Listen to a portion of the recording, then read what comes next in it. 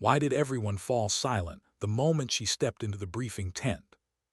The canvas flap barely moved, yet the room changed. Not loudly, not dramatically, just enough that people noticed. Conversations thinned, chairs shifted, eyes dropped. Staff Sergeant Elena Vance took the empty seat at the far end of the table and folded her hands like she always did, fingers pressed together as if holding something fragile in place. No one greeted her. The map on the table showed a dirt road cutting through a Syrian border valley. Simple, too simple. Captain Miller tapped the screen with a knuckle and spoke about convoy spacing, threat probability, terrain. The Rangers leaned in, sharp, confident, alive with that quiet aggression earned through years of shared danger. Elena listened without looking up. She wore her uniform perfectly, too perfectly. Sleeves rolled the same every time. Collar pulled just high enough to hide what everyone pretended not to notice, but never forgot. She felt their glances anyway. The way people looked at a thing they didn't understand and didn't want to ask about. Someone coughed, someone smirked. She stayed silent. 3 weeks with Bravo platoon and she was still an anomaly. A logistics attachment with no field presence. A body that didn't belong among men who measured worth in speed, precision, and how steady your hands were when the world started breaking. The convoy rolled out before dawn. Dust hung low in the valley, turning the sunrise pale and sickly. Elena sat in the second Humvee, knees pulled close, hands resting uselessly on her rifle. She hadn't fired it once since arriving. No one expected her to. The radio crackled, casual chatter. Someone complained about the heat. Someone else joked about chow. Then the silence came. It wasn't absence of sound, it was pressure, like the world holding its breath. And then everything tore apart. The lead vehicle vanished in fire and twisted metal, lifted off the ground as if gravity had briefly given up. The shockwave punched the air out of Elena's lungs. Glass shattered inward. Noise became pain. She folded instinctively, hands flying to her face, nails digging into scarred skin she'd spent years pretending wasn't there. Her body shook violently, not panic, not fear. Something older, deeper. Someone screamed contact. Someone else was shouting orders.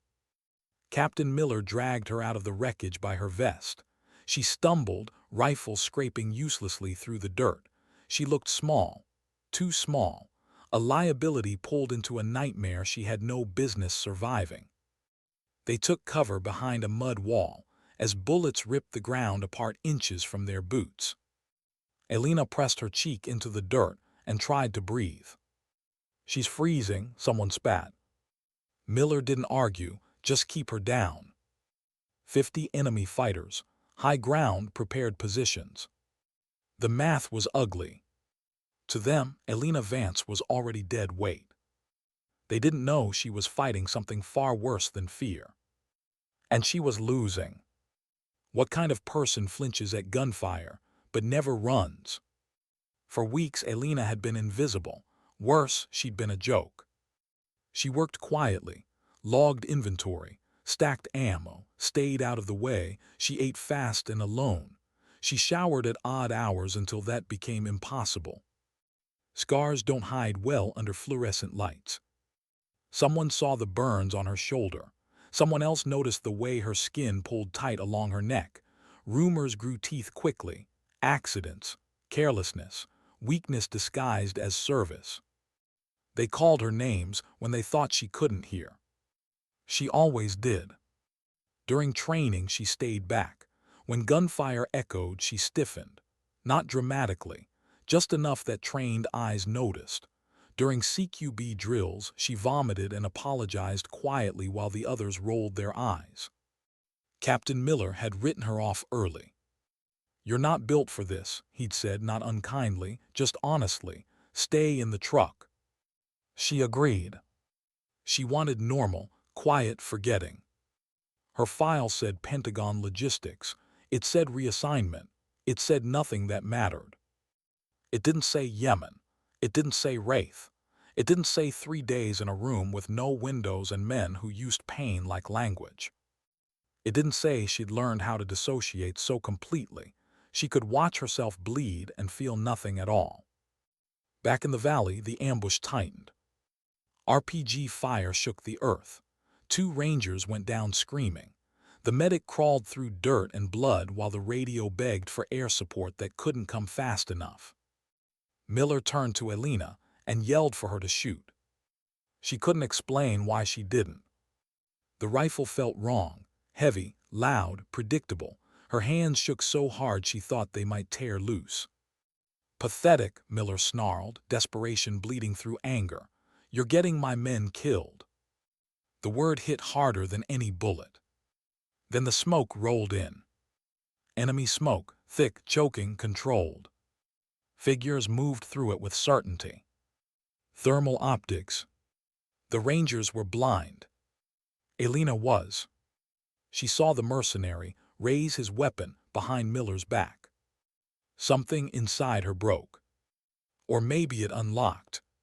She dropped the rifle, reached behind her, and remembered who she had been before survival became an apology. What happens when the thing you've buried is the only thing that can save you? The knife felt familiar, balanced, honest. She moved without sound. Inside the smoke, time narrowed to distance and intent. She stepped into the mercenary's space, redirected his weapon, cut where arteries ran close to the surface. Efficient, final. She didn't look at his face. Another shape appeared, then another. She flowed between them, scars burning as adrenaline washed away restraint. Hands broke bones. Steel whispered. Breath left bodies that hadn't expected death to be silent. Behind her, the Rangers waited, frozen by a violence they couldn't see but could hear. When the smoke thinned, 6 men lay broken. Elena stood among them, eyes flat, blade red. She spoke calmly, professionally, reported the machine gun on the ridge like she was reading a checklist. Miller didn't recognize her anymore. She stripped her armor without ceremony. She needed speed.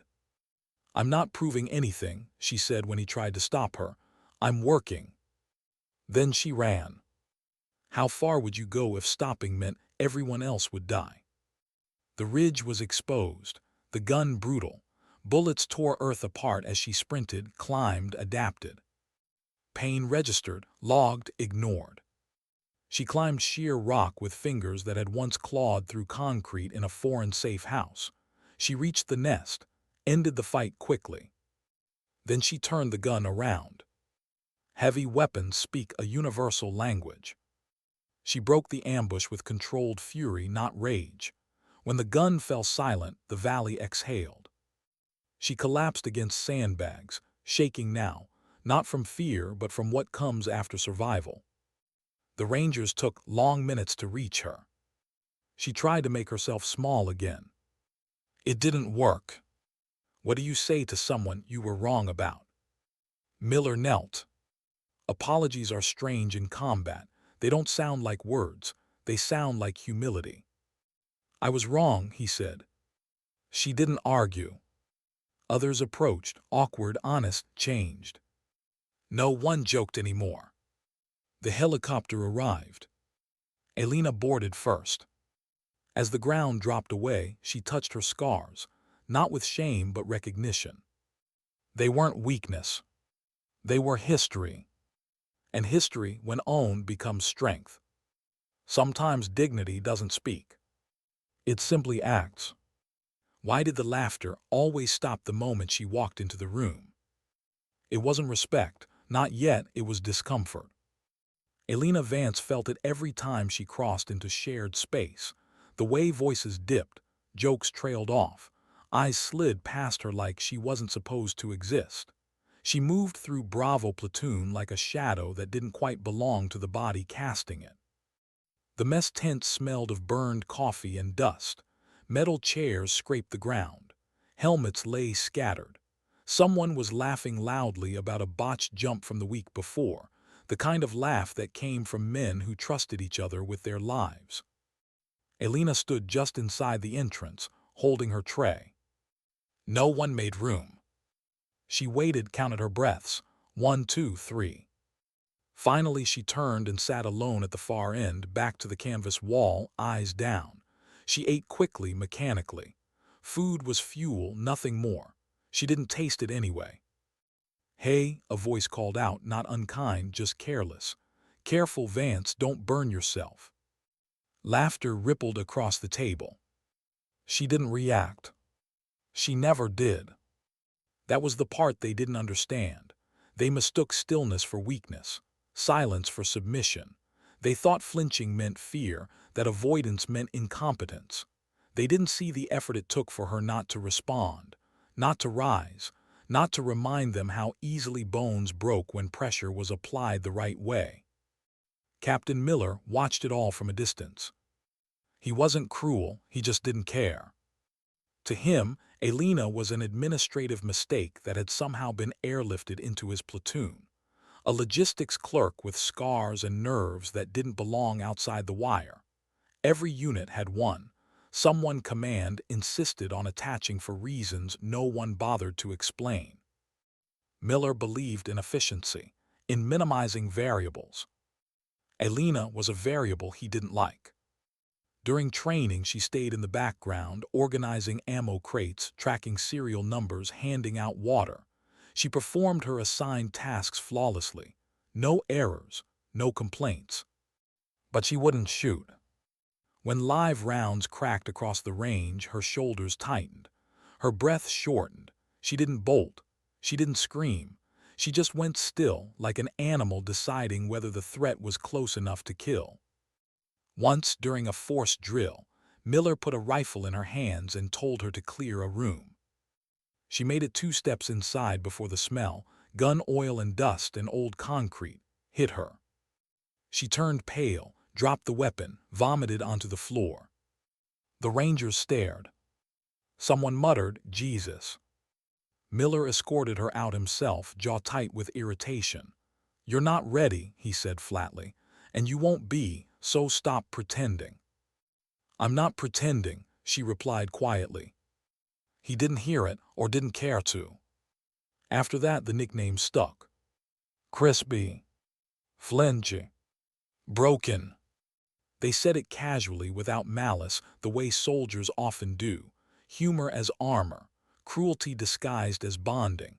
They didn't think of her as a person, not really, more like background noise. And Elena let them. Because pushing back would raise questions. And questions were dangerous.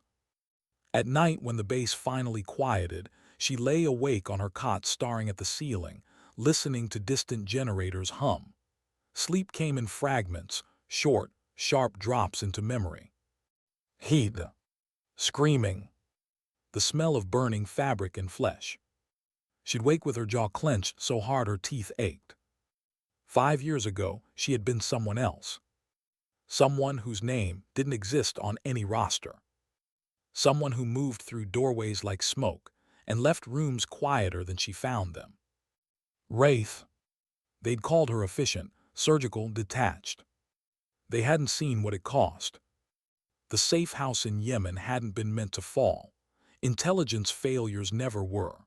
But it had, and when it did, there had been no clean exits, no backup plans that survived first contact. They were taken alive. That was the worst part. For 3 days, time lost meaning.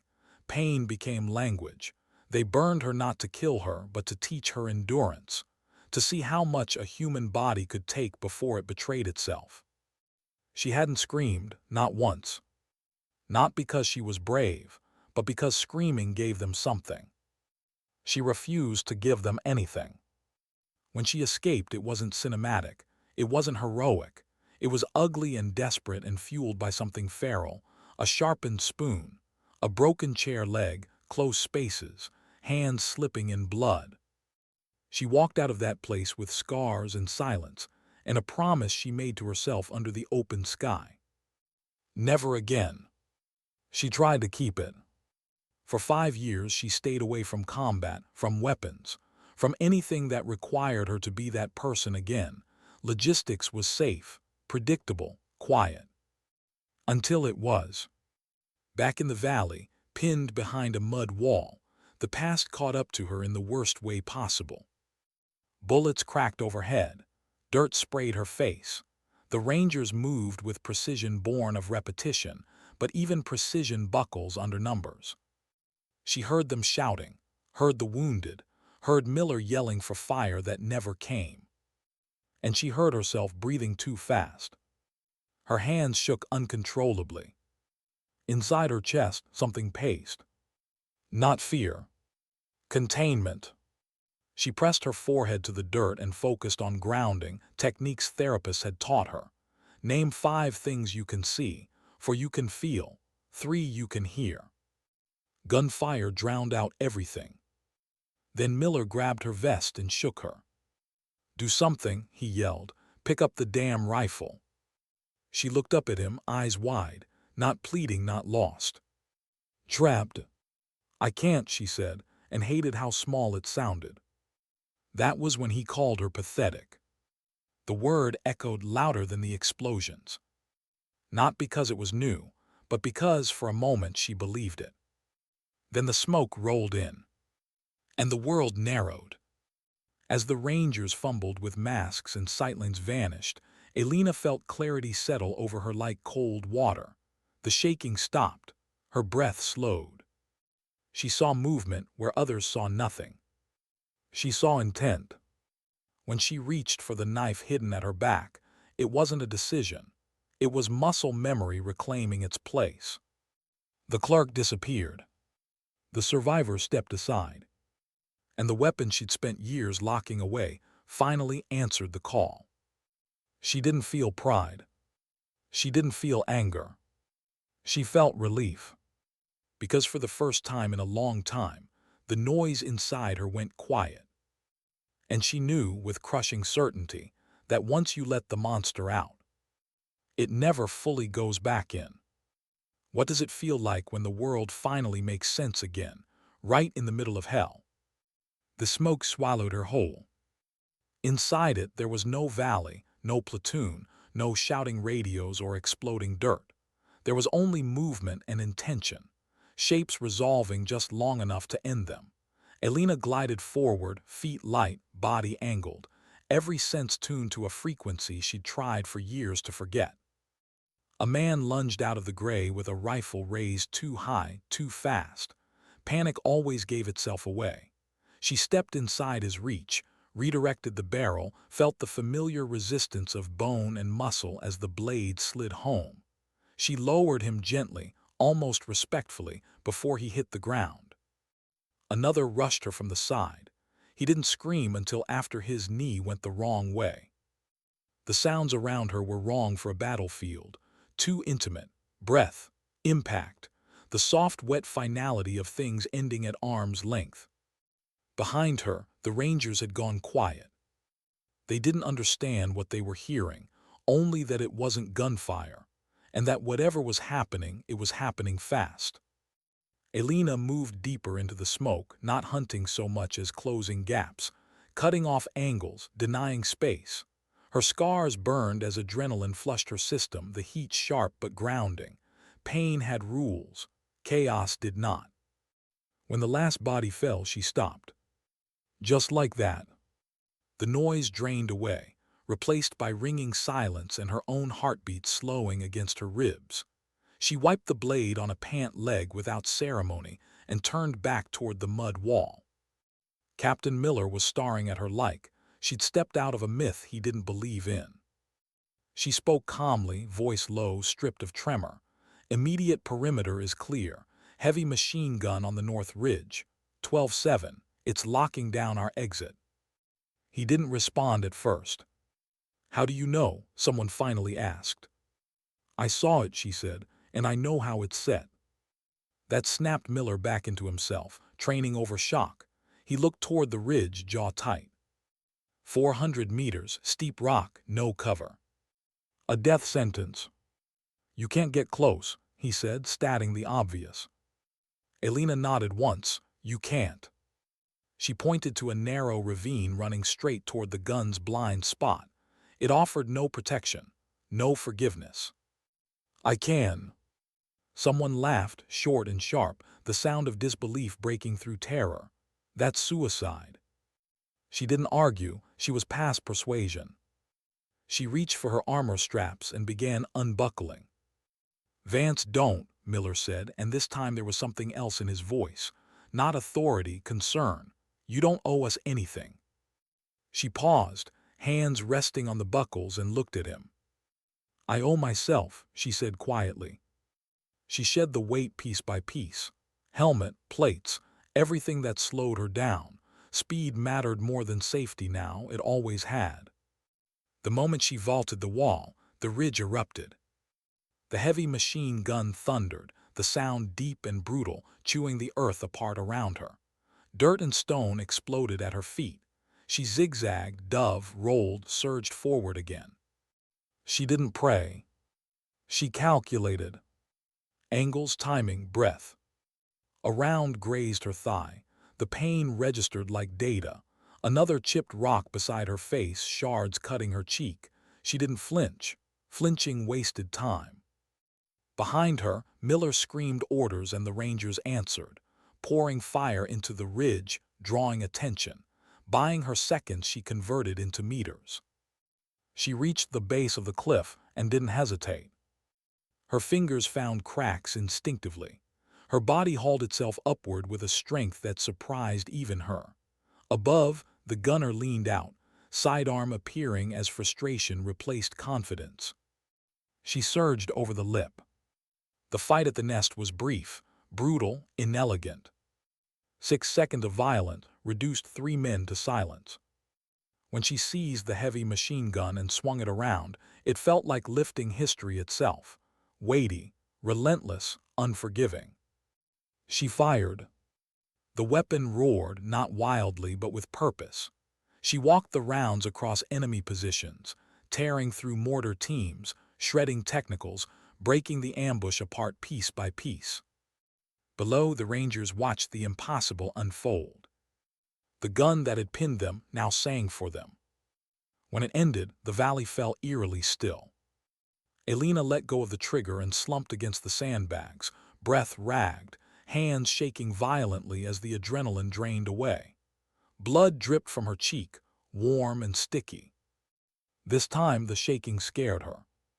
Not because it meant fear, but because it meant the monster was satisfied. The Rangers took their time climbing the ridge, moving carefully, disbelief slowing their pace. When they reached the nest, they found her sitting with knees drawn up, jacket pulled tight, eyes fixed on the horizon. She was trying to disappear again. Captain Miller approached slowly and knelt in front of her, ignoring the bodies, the smoking gun, everything that didn't matter anymore. "Vance," he said softly. She flinched at the sound of her name. "I called you pathetic," he continued, voice rough, "and I was wrong." She nodded once. "I heard you." Silence stretched between them, heavy but no longer hostile. "Who are you?" he finally asked. She took the canteen he offered and drank, hands still trembling. "Someone who survived," she said. "That's all." The others gathered behind him, no jokes left in them, eyes tracing the scars she no longer bothered to hide. For the first time, no one looked away. The helicopter thundered in, rotors chopping the air. As they loaded up, Miller stopped the crew chief. "Vance goes first," he ordered. "Command seat." She limped toward the aircraft. As she passed the Rangers, they didn't step aside casually. They straightened. Not a salute, something quieter, something earned. Inside the chopper, as the ground fell away, Elena touched the scars on her neck and shoulder. They still hurt. They always would. But they weren't shame anymore. They were proof. And proof, she realized, doesn't need to explain itself. It just endures. What happens after the noise fades, when no one is shooting and you're left alone with what you've done? The helicopter ride out was louder than the fight. Not because of the rotors, because of the silence inside it. Elena sat strapped into the command seat, staring through the open side as the valley shrank beneath them. The ground looked harmless from above, just rock and dust and winding roads. From this height, it was impossible to tell how close everyone had come to dying there. Her hands were still shaking. She pressed them together hard until the tremor dulled into something manageable. Across from her, the rangers sat unusually still, helmets off, faces streaked with dirt and dried blood. No one spoke. They kept glancing at her. Not openly, not with curiosity. With recalibration. Captain Miller noticed it too. He stayed standing, one hand gripping a support bar, eyes occasionally drifting back to Elena as if he expected her to disappear if he looked away too long. He replayed the ambush in his head again and again, trying to find the moment where his understanding of her had been wrong. There were too many. When the bird touched down at the forward base, medics swarmed the wounded. Elena tried to stand and nearly collapsed. A corpsman caught her elbow instinctively. "You good, Sergeant?" he asked.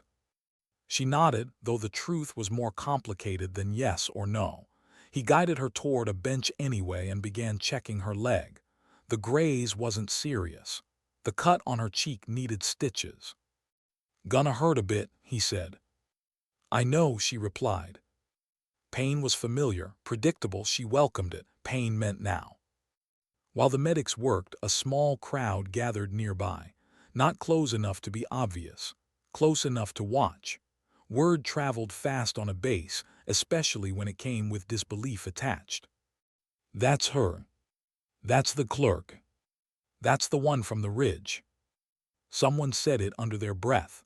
Someone else repeated it like a question. Elena focused on the medic's hands, on the smell of antiseptic, on not drifting back to another room, another smell, another kind of fire. Captain Miller approached once the immediate chaos died down. He stopped a few steps away, suddenly unsure of his place. "I filed the preliminary report," he said. She didn't look up. "I didn't put everything in it," he added, "just what command needs to know." That got her attention. She raised her eyes to his. "And what's that?" she asked quietly. "That you saved my platoon." She looked away again. "That's not all I am," she said. "No," Miller admitted, "but it's what matters right now." There was an awkward pause, heavy with things that couldn't be undone. Finally, he spoke again. "You don't have to stay with Bravo," he said. "After this, I'm sure people will be asking questions. You can disappear back into whatever quiet corner you were trying to keep." She considered it. For years, disappearing had been the goal, blending in, becoming unremarkable, letting the world forget she was capable of what she'd done.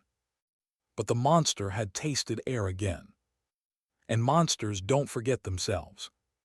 "I'll stay," she said. Miller nodded, accepting that without comment. "Then we'll need to talk about expectations." She almost smiled at that, almost. That night, sleep refused to come. The base settled into its usual rhythms, distant laughter, generators humming, boots on gravel. But Elena lay awake staring into darkness. Every time she closed her eyes, she saw the smoke, felt the knife in her hand, heard the sound bodies made when they hit the ground.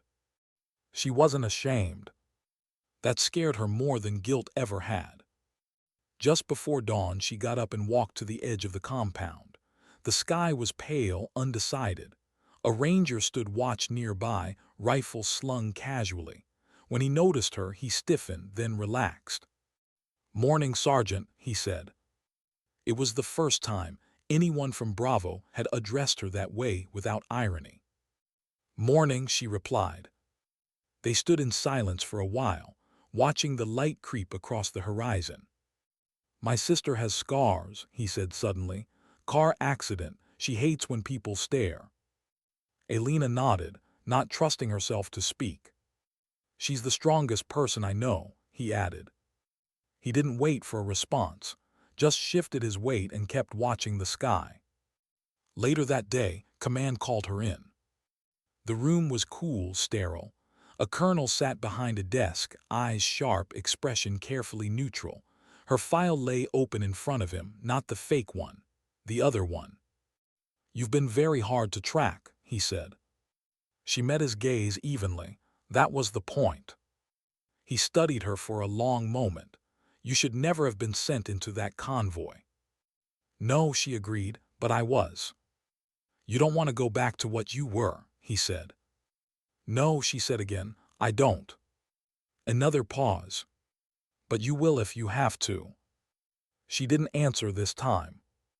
The colonel closed the file. "We're not reactivating Wraith," he said. "That chapter stays closed." Relief flickered through her chest. "But," he continued, "we're not pretending you're something you're not either. You have skills, experience, and a unit that now understands what you're capable of." She waited. "You'll remain with Bravo," he finished. "In an advisory capacity, training, planning, only field work when absolutely necessary." It wasn't redemption, but it was balance. When she returned to the platoon area, conversation stopped again, but differently this time. There was no mockery, no discomfort. Respect has weight to it. It changes posture. Deke Davis approached her, hands shoved awkwardly into his pockets. "About before," he started, then stopped, words failing him. "We were wrong." She looked at him steadily. "You didn't know." "That's not an excuse," he said. "No," she agreed, "it's just the truth." He nodded once, relief and discomfort tangling on his face. "Still, glad you're here." It wasn't eloquent. It didn't need to be. Over the next weeks, things shifted. They stopped treating her like glass, stopped tiptoeing around her presence. She ran drills not as a show, not to prove anything, but to teach efficiency, quiet movement, reading rooms, ending fights before they started. She never raised her voice. She never smiled when demonstrating how to break a wrist. The Rangers learned quickly. At night, the shaking came less often. The memories still surfaced, but they didn't drag her under. She talked to the medic once, then twice. Progress measured in inches. One evening, Miller found her cleaning her knife. "You ever regret it?" he asked. "Killing," she replied. "No," he said, "surviving." She thought about it. "Sometimes," she said honestly, "but less now." He nodded, satisfied. As the sun dipped below the horizon, casting long shadows across the base, Elena looked down at her hands. Scarred, steady. She wasn't cured. She wasn't broken.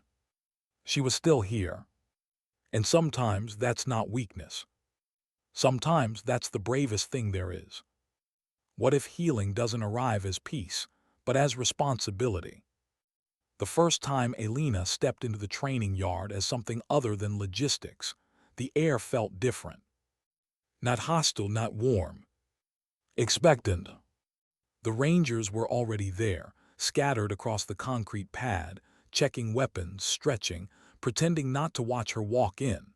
She could feel their attention the way you feel a change in pressure before a storm.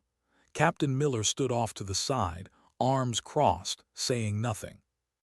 She stopped at the center of the yard and let the silence stretch. Not to assert dominance, not to intimidate. To let everyone settle into it. "We're not here to make you deadlier," she said finally, voice calm, even. "You already are. We're here to make you quieter." A few brows furrowed. Someone shifted their stance. She picked up a piece of chalk and drew a simple rectangle on the ground. A doorway, then a second one, an intersection. "Most people lose fights before they start," she continued, "because they think violence begins with impact. It doesn't. It begins with movement, with sound, with hesitation." She looked up, meeting their eyes one by one. Hesitation gets people killed. No bravado, no theatrics.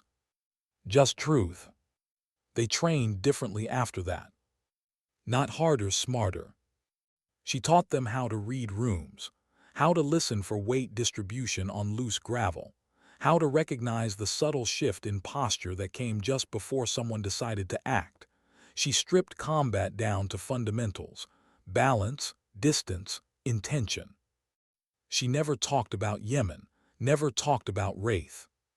But sometimes, when demonstrating a hold or redirecting a weapon, her hands moved with a familiarity that spoke louder than any story. The Rangers didn't ask questions anymore. They watched, they learned. And slowly, without ceremony, Elena became part of the unit, not as an oddity, not as a legend, but as something steadier. Necessary. Still, nights were hard. Responsibility carried its own weight. Every time she corrected a stance, adjusted a grip, she wondered who that knowledge might someday end. She wondered if teaching others how to survive meant also teaching them how to kill more efficiently. That moral math never balanced cleanly. One night long after lights out, Miller found her sitting on an ammo crate near the edge of the compound, staring into nothing. "You're building them up," he said quietly. She didn't look at him. "I'm trying to keep them alive." "Same thing sometimes," he replied. She nodded. "That's the problem." He sat beside her, close enough to be present, far enough to give space. "You ever think about leaving, for real this time?" "Yes," she said immediately. And then I think about what happens if I don't teach them what I know." Silence settled between them. "That ambush," Miller said after a while, "it broke something in you." "It woke something," she corrected gently. "There's a difference."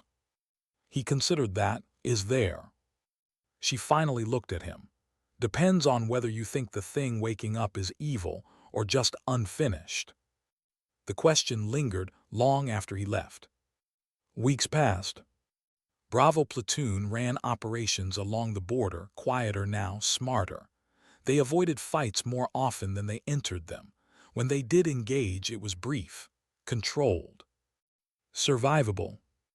Elena stayed mostly behind the scenes, advising routes, reviewing intel, occasionally accompanying patrols, but only when necessary. Each time she stepped outside the wire, she felt the monster stir, curious and alert. She learned how to acknowledge it without feeding it. Progress came in strange forms. One afternoon, a young ranger froze during a simulation. Not dramatically, just enough to matter. His breathing spiked, his movement slowed. Elena noticed immediately. She stepped in front of him, blocking the world, lowering her voice. "Look at me," she said. "You're here, you're safe. Breathe with me." He did. Later he thanked her, embarrassed. She understood the embarrassment well. That night she slept through, until morning for the first time in months. The next mission came without warning. Not an ambush, not a firefight. A recovery. A downed Allied vehicle near a contested village. Minimal resistance expected, but expectations were fragile things. As they moved through narrow streets, Elena felt it again. That tightening behind the eyes, the sense that something didn't align. Too quiet, too still. She signaled Miller. He trusted her without question now. They rerouted, slowed their pace. Seconds later, the street ahead erupted in fire. They weren't caught in it. Afterward, as they regrouped, Deke Davis let out a shaky breath. "If we'd gone another 20 meters." He didn't finish the sentence. Elena didn't need him to. Later, alone, the shaking returned. Not from fear. From proximity. She sat on her bunk and let it happen, hands trembling, breath shallow, refusing the urge to clamp down on it. The medic had told her once that panic fed on resistance, that sometimes you had to let the wave pass through. She let it. And it passed. Slowly, painfully. But it passed. That scared her too. Because it meant healing might actually be possible. Redemption didn't arrive all at once. It came in fragments, in nods instead of jokes, in rangers seeking her advice before missions, in Miller's quiet trust. In the absence of laughter when she entered a room, not because of discomfort, but because people listened. One evening, as the sun dipped low and shadows stretched long across the yard, Elena stood watching Bravo train without her. They moved with coordination now, awareness, restraint. They didn't look like men eager for violence. They looked like men prepared to survive it. Miller joined her, following her gaze. "You did that," he said. She shook her head. "They did." He smiled faintly. "You ever think about what comes after this, when the uniform comes off?" She thought about it longer than she expected. "I don't know," she admitted. "For a long time, I thought the only choices were disappearing or becoming the worst version of myself again. And now, she said slowly, "I think maybe there's a third option." "What's that?" "Staying," she replied, "but on my own terms." He nodded, understanding more than she'd expected. As darkness settled over the base, Elena felt something unfamiliar settle with it. Not peace, not closure, but purpose that didn't require blood to justify itself. And that, she realized, might be the hardest kind of strength to learn. Because surviving violence teaches you how to endure. But choosing restraint, that teaches you who you are. What if the final test isn't whether you can fight, but whether you know when not to? The call came just before dawn, when the world still felt undecided. Elena was already awake. She often was. Dawn had become a quiet truce between her and sleep, a moment where the night loosened its grip without demanding explanations. She sat on the edge of her bunk, lacing her boots, when Miller's shadow fell across the doorway. "We've got movement," he said. "Not good." She followed him to the ops tent. The map glowed softly, grid lines cutting the valley into clean, misleading squares. A local militia group, young, poorly trained, desperate, had taken over an abandoned school on the edge of a village. Intelligence suggested they were holding civilians inside, not as shields, not yet, just scared people caught in a bad decision. Command wanted options. "Airstrike off the table," Miller said. "Too many unknowns." Elena studied the map, the access points, the angles, the places where noise would travel, where fear would multiply. "These aren't mercenaries," she said quietly. "They don't want to fight." "Doesn't mean they won't start one," Deke muttered. She nodded, "which is why we shouldn't." The room went still. Miller looked at her. "You're suggesting what?" "I'm suggesting we walk in," she said. "Slow, visible, no rifles raised." Deke stared. "That's insane." "It's risk," she corrected. "There's a difference." They argued for a while, not loudly, thoughtfully. This wasn't about bravado. It was about odds, about what kind of story would end with fewer funerals. Eventually, Miller exhaled and rubbed his face. "You lead," he said. Elena felt the familiar weight settle into her chest. Not fear, not adrenaline. Responsibility. They moved at mid-morning, sunlight exposing everything. No shadows to hide in, no surprise, just boots on dirt and the quiet hum of tension pulling tight. As they approached the school, Elena stepped forward alone, hands open, rifle slung low behind her back. She could feel the eyes on her from the windows. Feel fingers tightening on triggers held by boys who'd never meant to become soldiers. She stopped at the edge of the courtyard.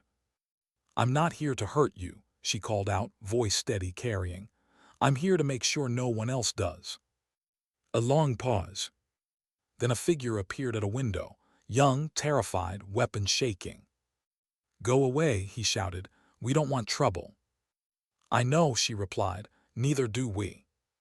Minutes stretched. Sweat rolled down her spine. Behind her, Bravo waited, disciplined and still. This waiting was harder than running up a hill under fire. There was no muscle memory for it, no switch to flip. Finally, the door creaked open. One by one, the militia lowered their weapons.